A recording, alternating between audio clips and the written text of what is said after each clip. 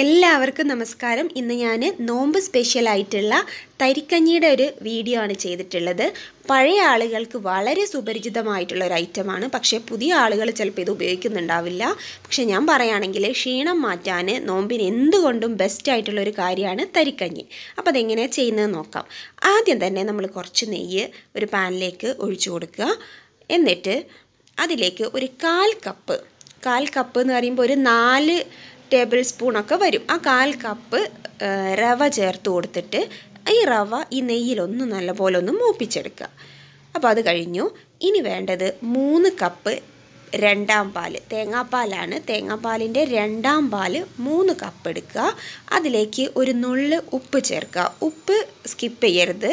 അത് തിളച്ച് വരുമ്പം ഇതിലേക്ക് നമ്മൾ വറുത്ത് വെച്ചിട്ടുള്ള റവ ചേർത്ത് കൊടുത്തിട്ട് നല്ലപോലെ ഇളക്കുക. തുടരെ ഇളക്കിക്കൊണ്ടിരിക്കുക, ഇല്ലെങ്കിൽ അത് കട്ട കെട്ടും. അതൊന്ന് ശ്രദ്ധിക്കുക. എന്നിട്ട് നല്ലപോലെ ഒന്ന് യോജിച്ച് ഒന്ന് തിളച്ച് വരുമ്പം ഒരു 5 മിനിറ്റ്, 5 തൊട്ട് 10 മിനിറ്റ് മതി.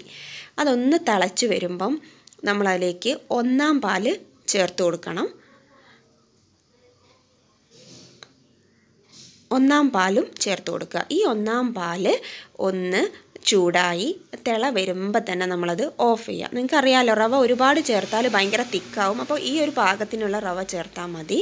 ഇനി അതിലേക്ക് കുറച്ച് ഏലക്കായ പൊടിച്ചതും കൂടെ ചേർത്ത് കൊടുക്കുക. ഇനി പഞ്ചസാരയാണ് ചേർക്കേണ്ടത്. പഞ്ചസാര ചേർക്കുമ്പോൾ നിങ്ങളുടെ താല്പര്യം പോലെ, ഞാനിപ്പോൾ ഒരു 1/2 കപ്പ് ചേർത്തിട്ടുണ്ട്. നിങ്ങൾക്ക് എത്രയാണ് മധുരം വേണ്ടത് അത്ര ചേർത്ത് കൊടുക്കുക. ഇനി ഇതിലേക്ക് കുറച്ച് കാര്യങ്ങൾ മൂപ്പിച്ച് ചേർക്കണം. അപ്പോൾ അതിന് വേണ്ടിയിട്ട് കുറച്ച് പശു നെയ്യ് ചൂടാക്കുന്നുണ്ട്. അതിലേക്ക് ഒരു ഉള്ളി അരിഞ്ഞത് ഇട്ട് കൊടുക്കുന്നുണ്ട്, അണ്ടിപ്പരിപ്പും കിസ്മിസും.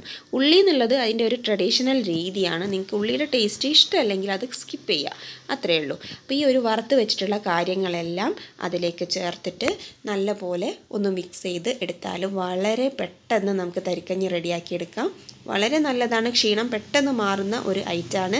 അപ്പോൾ അറിയാത്തവരെന്തായാലും ട്രൈ ചെയ്ത് നോക്കണം. ഇനി നിങ്ങൾക്ക് പശുവും പാൽ ആണ് ഇഷ്ടമെങ്കിൽ അതെടുക്കാം. തേങ്ങാപ്പാലാണ് ഒന്നുകൂടെ ടേസ്റ്റ് എന്നേ ഉള്ളൂ. പിന്നെ ലൈക്ക് ചെയ്യാനും ഷെയർ ചെയ്യാനും സബ്സ്ക്രൈബ് ചെയ്യാനും മറക്കരുത് പ്ലീസ്.